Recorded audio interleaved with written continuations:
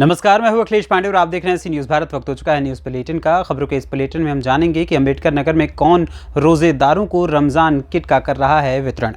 अमेठी में पुलिस ने किस हत्याकांड का किया खुलासा और साथ ही मुजफ्फरपुर में प्रखंड मुख्यालय स्थित सभागार में जॉब कैंप का हुआ आयोजन, जिसमें 8 अभ्यर्थियों का हुआ चयन। और भी तमाम खबरों पर आइए विस्तार से करते हैं चर्चा। खबर अंबेडकर नगर के टांडा से है, जहां पवित्र रमजान माह में खुदा की इबादत एवं मानव की सेवा के लिए रोजेदार रोजा रखकर 5 वक्त की नमाज अदा कर मानव कल्याण हेतु अपनी आय का कुछ अंश गरीबों को दान कर पुण्य का भागीदार बन रहे हैं। पवित्र रमजान माह के प्रारंभ होते ही विश्व प्रसिद्ध सूफी संत सैयद मखदूम अशरफ की दरगाह से मानवता की मिसाल पेश कर रहे स्पिरिचुअल फाउंडेशन जामिया सूफिया के अध्यक्ष सैयद मोहम्मद जिलानी अशरफ विगत कई वर्षों से रमजान के महीने के दौरान रमजान किट का वितरण करते आ रहे हैं। इसी कड़ी में सैयद मोहम्मद जिलानी की जानिब से 500 किट वितरण के सापेक्ष 45 किट पवित्र रमजान माह के प्रारंभ होने के दौरान मुख्य अतिथि वरिष्ठ समाज सेवी शरद यादव के हाथों गरीब रोजेदारों को किचौछा दरगाह में रमजान किट का वितरण किया गया। रमजान के वितरण के दौरान मुख्य अतिथि समाज सेवी शरद यादव ने कहा कि इस प्रकार के दैनिक उपयोग के वस्तुओं के वितरण से गरीब एवं दूर दराज से आए परिवारों के रोजेदारों को आसानी से उनका रोजा संपन्न करने में सहायता होगी। दैनिक उपयोग की वस्तुओं का थैला प्राप्त कर गरीब असहाय परिवार के चेहरे पर अजीब सी खुशी और मुस्कान भी दिखाई पड़ी। टांडा अंबेडकर नगर से सी न्यूज़ संवाददाता भूपेंद्र प्रताप सिंह की रिपोर्ट।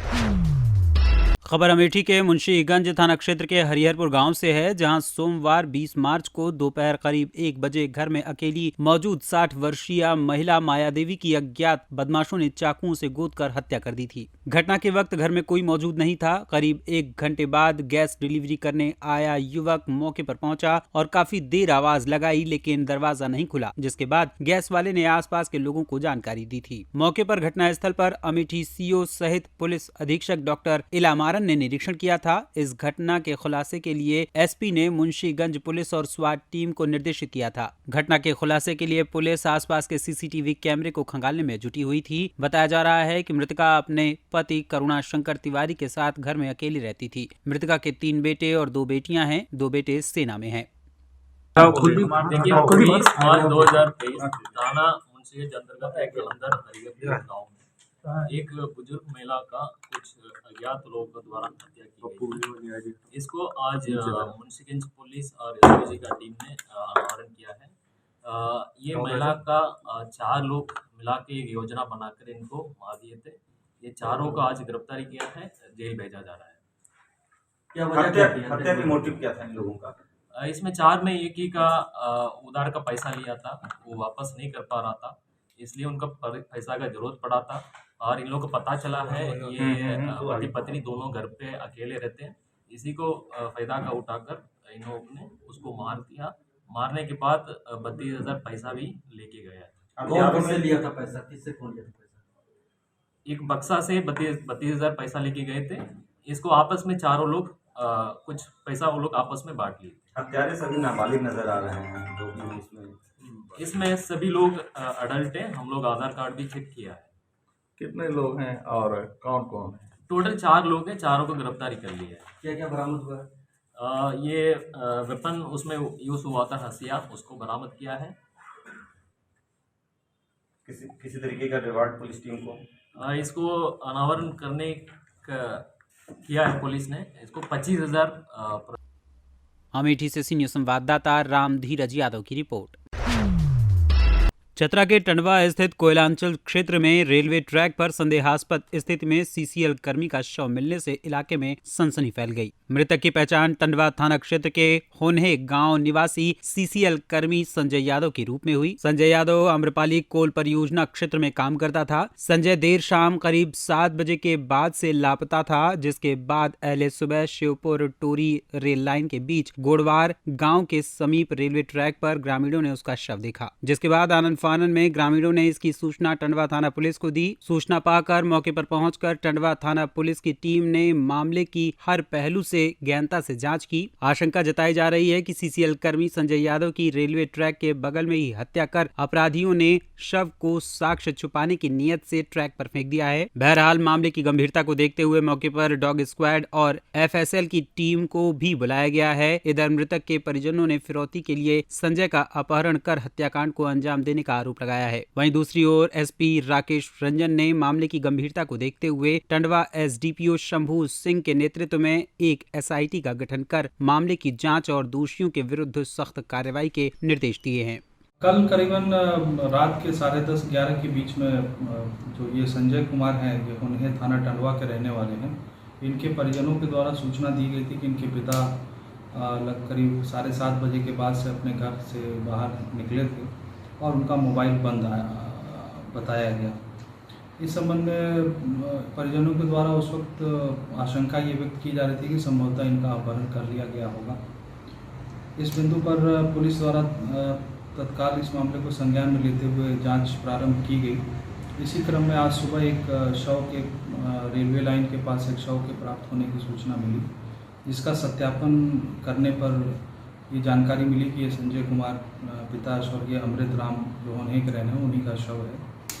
घटनास्थल के निरीक्षण में प्रथम दृष्टया यह बात स्पष्ट होती है कि इनकी हत्या संभवतः कहीं और करके और बॉडी को रेलवे लाइन पर रखा गया है, जिससे कि साक्ष्य को छुपाया जा सके। इन सभी बिंदुओं पर पुलिस के द्वारा तत्काल जो है वहाँ डॉग स्क्वाड और एफएसएल की टीम को बुलाकर घटनास्थल का निरीक्षण मेरी उपस्थिति में कराया गया है। इसके अलावा उस स्थल से जो टेक्निकल एविडेंस है उसको भी कलेक्ट किया गया है। अन्य बिंदुओं पर भी जांच की जा रही है। मृतक के संबंध में मृतक के ऊपर पूर्व में भी एक बार गोलीबारी की घटना हुई थी। इन सभी बिंदुओं पर पुलिस गहराई से छानबीन कर रही है। मृतक के परिवार की तरफ से लिखित आवेदन प्राप्त होने पर औपचारिक प्राथमिकी दर्ज की जाएगी। तब तक इस कांड के उद्भेदन हेतु मेरे नेतृत्व में एक टीम का गठन किया गया है और शीघ्र ही इस कांड का उद्भेदन। चतरा से सीनियर संवाददाता लक्की की रिपोर्ट।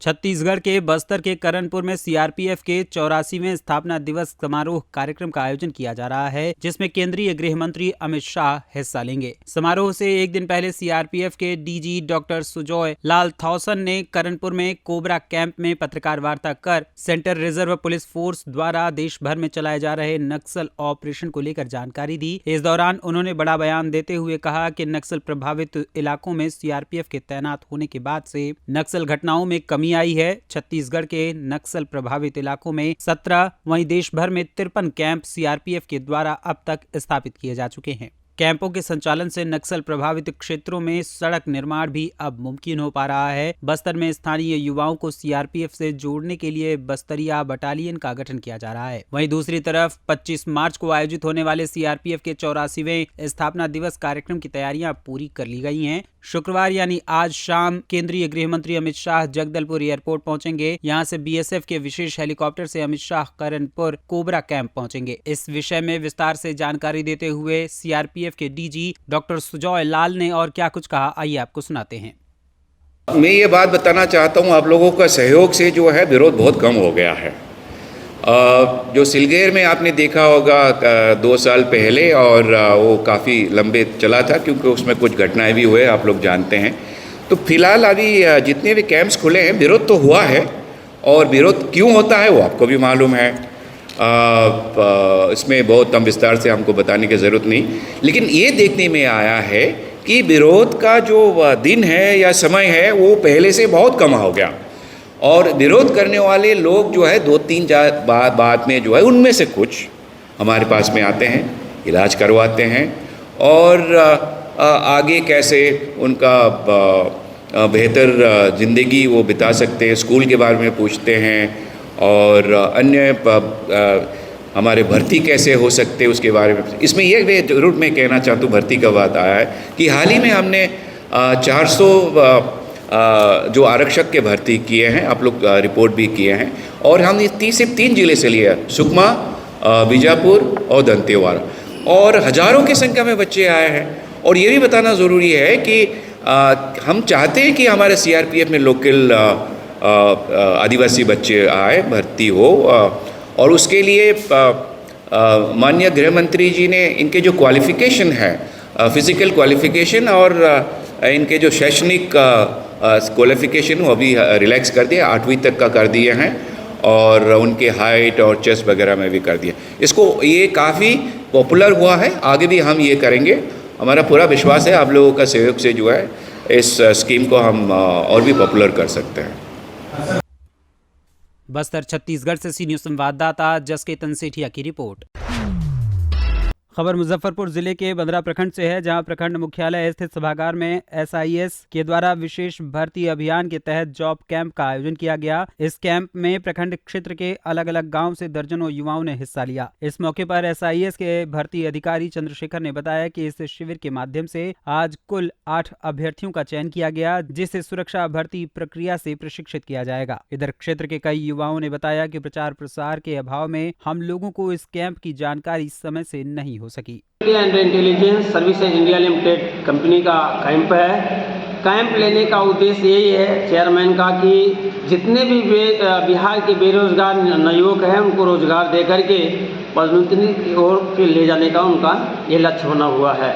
हर ब्लॉक में एक दिवसीय का कैंप रख करके जितना भी लड़के सेलेक्ट होते हैं उनको 1 महीना का प्रशिक्षण दे करके परमानेंट 65 साल तक के लिए नौकरी के लिए नियुक्त किया जाता है।